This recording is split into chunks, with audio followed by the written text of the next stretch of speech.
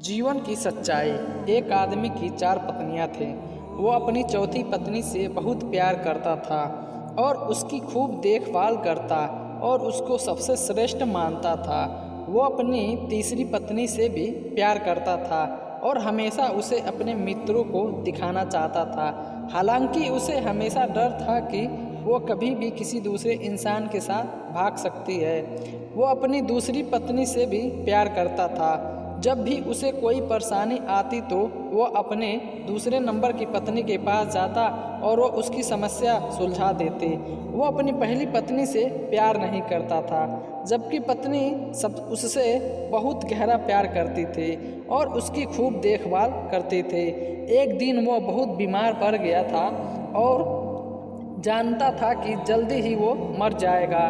उसने अपने आप से कहा, मेरी 4 पत्नियां हैं, उसमें से एक को अपने साथ ले जाता हूँ। जब मैं मरूँ तो वो मरने में मेरा साथ दे।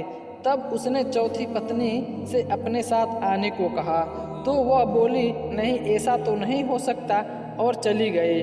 उसने तीसरी पत्नी से पूछा तो वह भी बोली, ज़िंदगी बहुत अच्छी है, या जब तुम मरोगे मैं दूसरी शादी कर लूँगी। उसने दूसरी पत्नी से कहा तो वह बोली, माफ़ कर दो, इस बार मैं तुम्हारी कोई मदद नहीं कर सकती।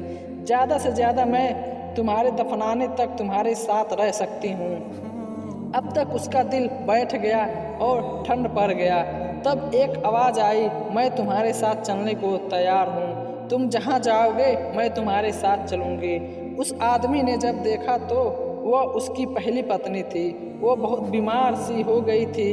खाने पीने के अभाव में वो आदमी पश्चाताप के आंसू के साथ बोला, मुझे तुम्हारी अच्छी देखभाल करनी चाहिए थी और मैं कर सकता था। दरअसल हम सबकी 4 पत्नियां, जीवन में चौथी पत्नी हमारा शरीर है। हम चाहें जितना सजा ले संवार ले, पर जब हम मरेंगे तो वो हमारा साथ छोड़ देंगे। तीसरी पत्नी है हमारी जमा पूंजी, रुतबा जब हम मरेंगे तो वो दूसरों के पास चल जाएगी। दूसरी पत्नी है हमारे दोस्त, वो रिश्तेदार, चाहे वो कितने भी करीबी क्यों ना हो, वो हमारे जीवन काल में मरने के बाद हद से हद वो हमारे अंतिम संस्कार तक साथ रहते हैं। पहली पत्नी हमारी आत्मा है, जो संसारिक मोह माया में हमेशा उपस्थित रहती है। यह वही चीज़ है जो हमारे साथ रहती है। जहाँ भी हम जाएं, कुछ देना है तो इसे हो दो, देखभाल करनी है तो इसकी करो, प्यार करना है तो इसको करो। मिली थी जिंदगी किसी के काम आने के लिए, पर वक्त बीत रहा कागज़ के टुकड़े कमाने के लिए।